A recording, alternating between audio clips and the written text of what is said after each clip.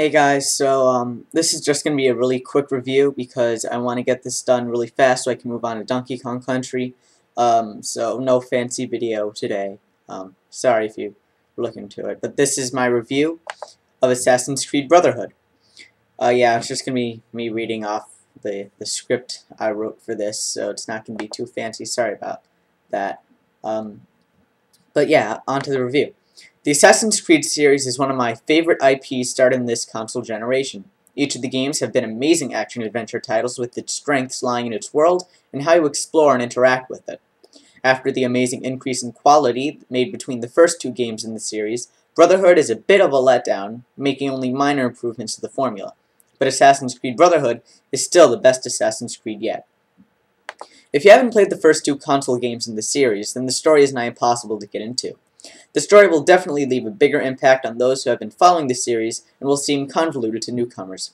You play as Desmond Miles in the year 2012. An assassin in training, Desmond uses a machine called the Animus to relive the memories of his ancestor, Ezio Auditore, an assassin from Renaissance Italy. Ezio is trying to overthrow the evil Cesare Borgia, who hopes to rule Italy with an iron fist.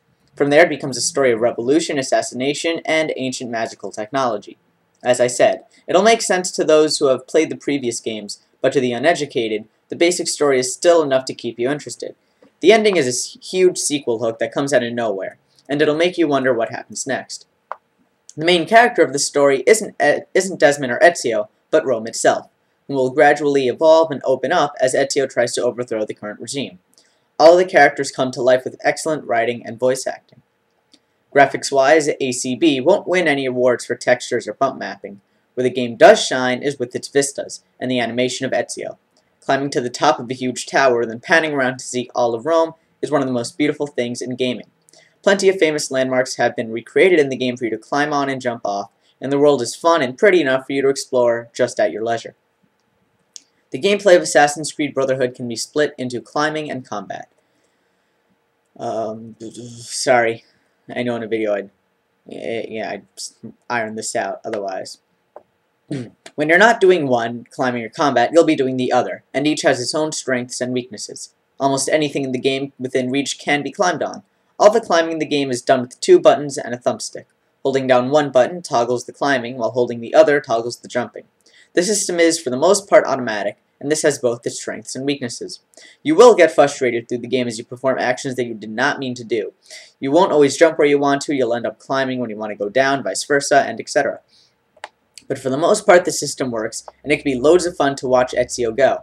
But the times the lack of control you have of the system becomes apparent really take you out of the game, and can really piss you off. The combat is just barely more complicated than the exploration. There's an attack button, a grab, and a kick that breaks enemies' defenses. There's also a counter, and that's about it. Most of the fights in the game can be won by mashing the attack button. Rarely will you have to kick or grab an enemy. The counter also gets a lot of use and can be considered overpowered. You can assassinate an enemy by attacking them without them noticing you, and you will have to do this for a lot of missions in the game. As for weapons, you can have plenty, but the only really useful ones are the hidden blade for attacking few people and assassinations, the sword for larger scale battles and the more powerful enemy, and the crossbow for attacking from a distance. I strongly recommend getting the crossbow early on as it is ridiculously overpowered. You can pick different types of swords and daggers and the such, but they all act very similarly.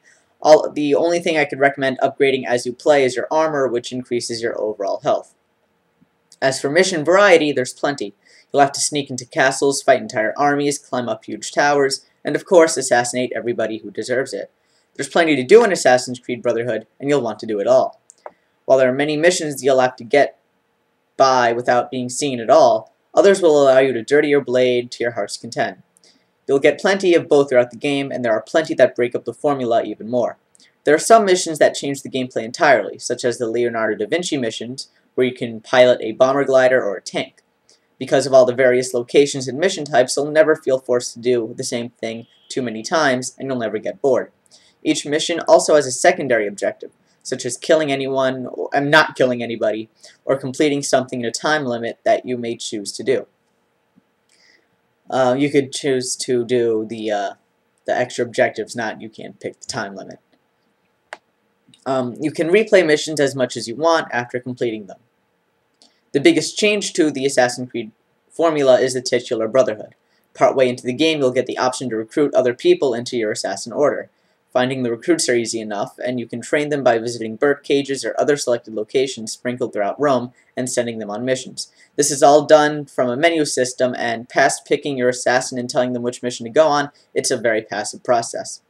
Sending the recruits on missions levels them up, which allows them to go on harder missions, which allows them to level them up further. It's all very cyclical. You do want to train your assassins as fast as possible so they're more useful to you in battle. You can summon your recruits almost whenever you want to help you fight battles, or if your Brotherhood gauge is full, kill almost every enemy on screen using the Arrow Storm. Using the Brotherhood outside of a few missions that introduce the concept is completely optional, but they can be very helpful in a pinch. Past all of that, you can decide to purchase buildings and landmarks in Rome that you have previously freed. Doing so earns you a constant flow of money from rent and the such that can be used to buy even more things. You never really need the money in the game, and buying up everything on the map only serves as a means to buy more things on the map, but each store you buy is a store you can shop at, and it's still just a novel and fun thing to do. Assassin's Creed Brotherhood is not a short game. Even if you were to ignore everything but the story missions, which you really won't want to do, it's still a 10-hour game. With a huge world, an engrossing story, and plenty to do, Assassin's Creed Brotherhood continues its legacy of great games, and is well worth its $60 ticket to Rome. Assassin's Creed Brotherhood gets a 9 out of 10 from me. So I'm really, 9 out of 10 in case you can hear. Anyway, I'm really sorry about this really quick review, but I really want to move on to Donkey Kong Country. And this video would have just taken too long to do otherwise. As you can tell, I didn't review the multiplayer portion. I didn't play the multiplayer portion of the game, but I think just on its single player alone, it's worth the $60 and still a 9 out of 10. So if you do want to see gameplay footage, go to my other channel, Dash Roll Rush, DASHROLLRUSH, and I have a Let's Play up of, just me playing through the game. It's blind, I haven't played through it before, it's my first time.